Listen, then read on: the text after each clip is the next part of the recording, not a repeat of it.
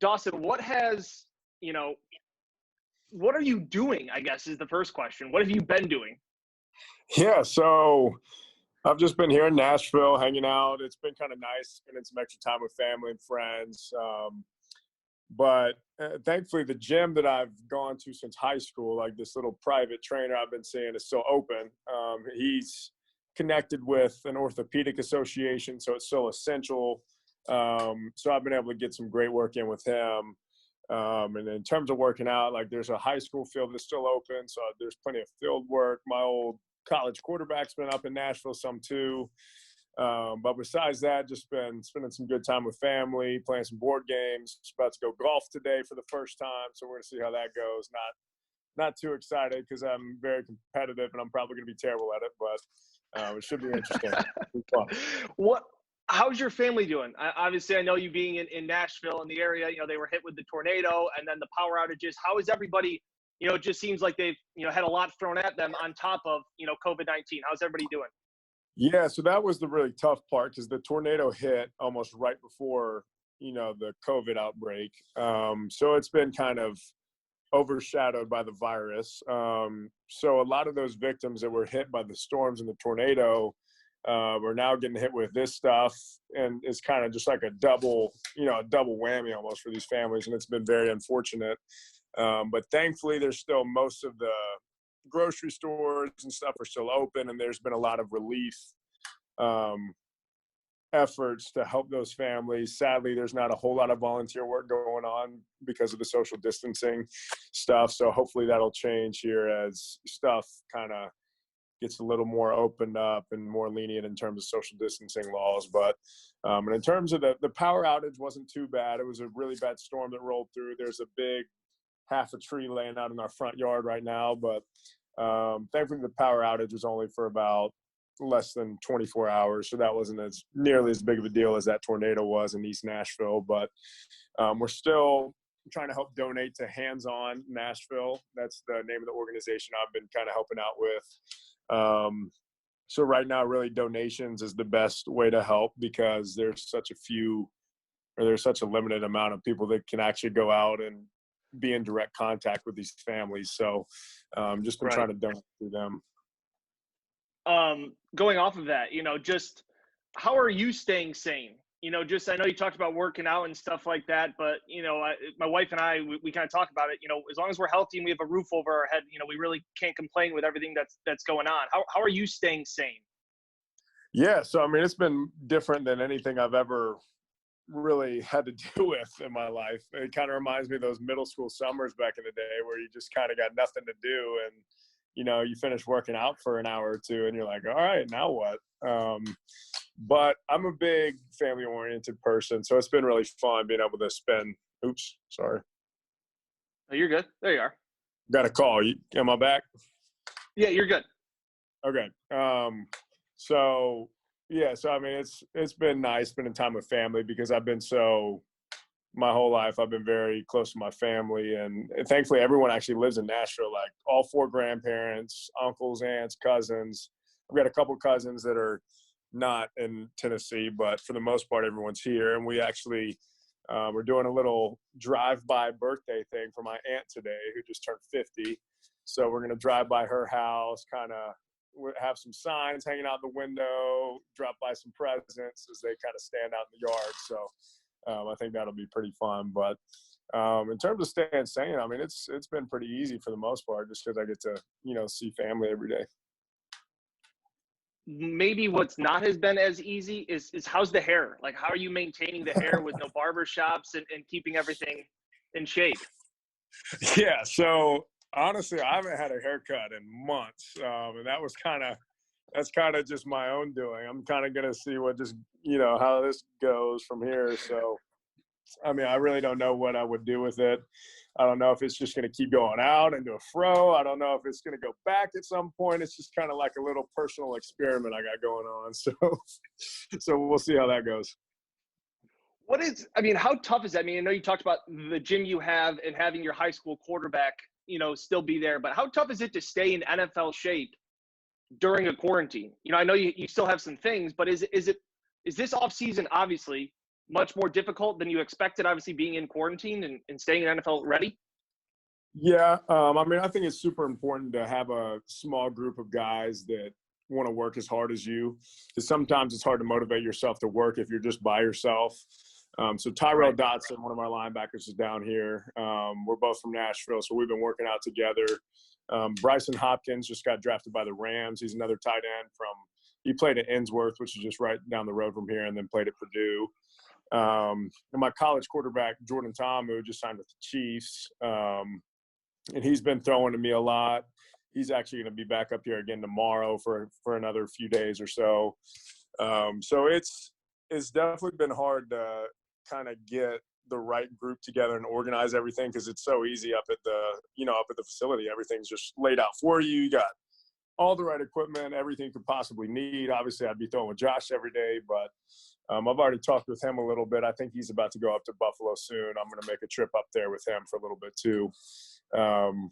So, I mean, the scheduling's been probably the hardest part, but thankfully we've kind of started getting used to what it's like for these last, couple months or so. Yeah.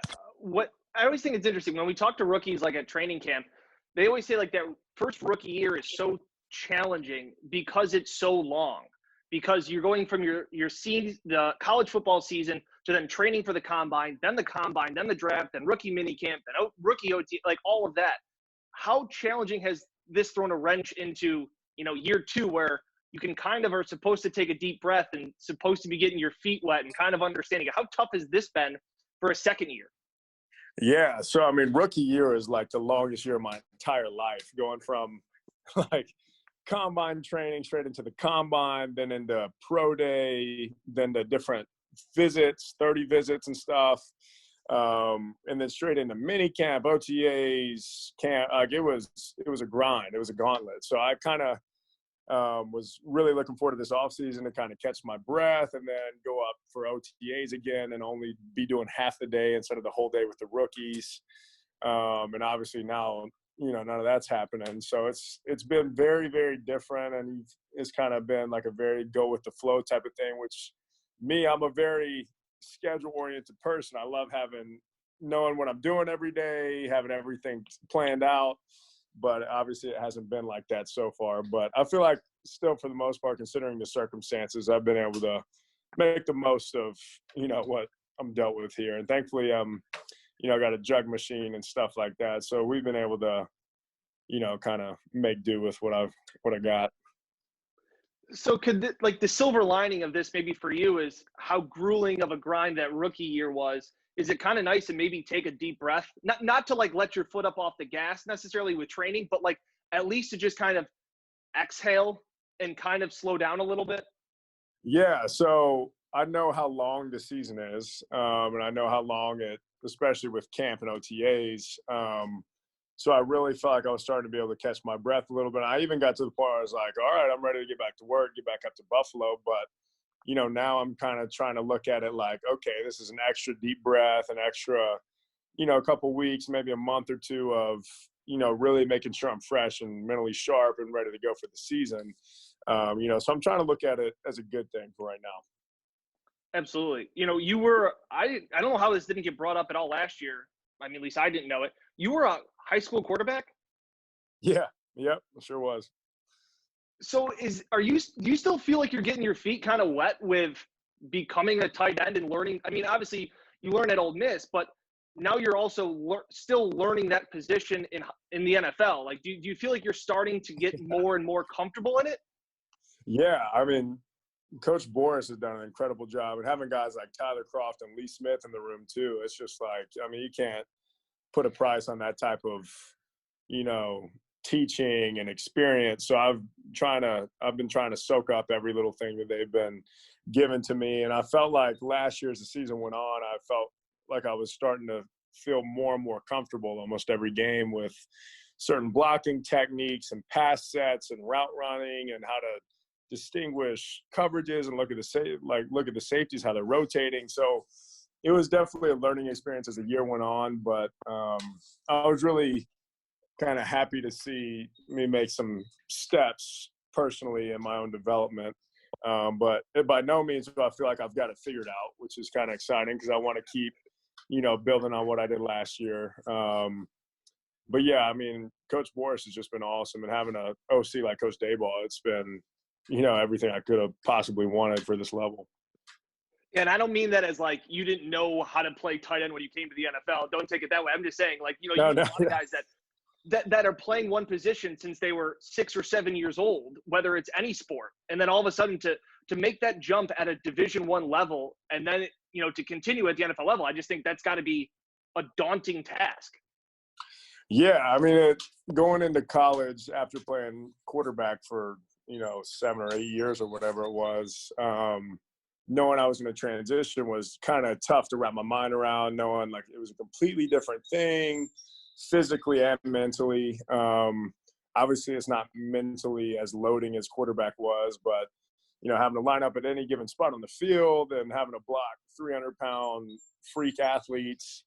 So having to put on the right amount of weight. I think I got into college at like 210 pounds, which obviously you can't compete at the SEC level at tight end weighing that much. So the strength coaches there were awesome, putting on weight and stuff like that. But I just feel like it's been a very slow process. But I feel like, as long as I'm trending that way, that's all I can do, and try to, work on one thing every day just to slightly get better and get better and get better until – I feel like almost everything's kind of caught up and polished where it should be.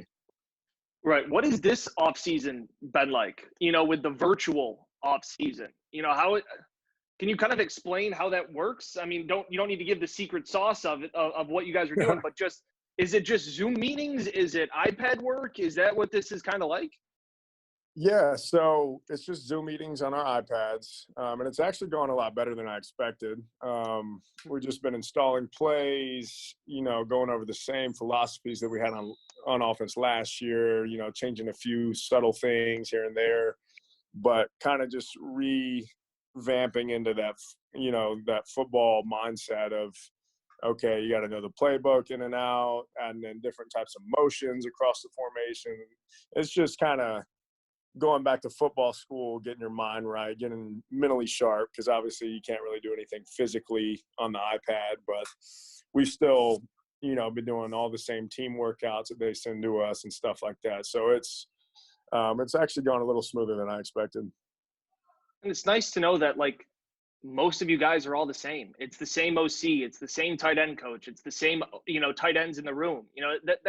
It's the same O-line. It's still Josh. It's got to be pretty comforting knowing that there's a lot of continuity coming back while you're trying to learn virtually, which is so different than anything else you've ever done. Yeah, I'm very thankful for, that continuity, just having everybody the same. It'd be tough if we had a new OC and we were learning a whole new system virtually. I don't even want to have to imagine what that would be like. It's kind of nice looking on the iPad and seeing, the same similar plays that we ran all year, kind of, because it's just refreshing yourself instead of having to actually learn a brand new concept, which we have been doing a little bit of those new things here and there. But for the most part, it's just kind of just having a good refresher. So it's been really nice to, see the same faces in the room and everything. One last question. I know you want to hit the golf course, but I don't know how much you're on social media, but I know John Brown did an interview and said that he thought of you as a guy that could really have a breakout season, and that you're a guy that teams are going to have to watch out for. Obviously there's, Stephon Diggs now, that you could be a guy that could really excel and break out this season. What does that mean to you to hear something like that from a veteran like John Brown? I mean, that was one of the most encouraging things ever for me personally. I mean, he's an awesome leader. We've actually been texting a little bit, just watching the way that he works, the way that he can do what he does on the field is incredible. And then hearing that come from him about me is just kind of reaffirming a little bit. And it makes me want to work even that much harder to, realize that potential that he sees in me. So that was awesome that he was, that he gave me a little boost like that. And with guys like him and Cole and, Stephon out there now, hopefully maybe the middle might open up a little bit for me. But I guess we'll have to see. But, I mean, obviously he's awesome. And I really did appreciate what he had to say. Dawson, the birds are chirping. I can hear them. It sounds great there in Nashville. Hope you hit them straight. Have a good round of golf. Stay safe. And we'll hope to see you back up in Buffalo soon. Thanks a lot, man. Awesome. I just hope I don't lose too many balls today. It's not going to be pretty, but it'll be fun, I think. So I really appreciate it, man. Thanks so much.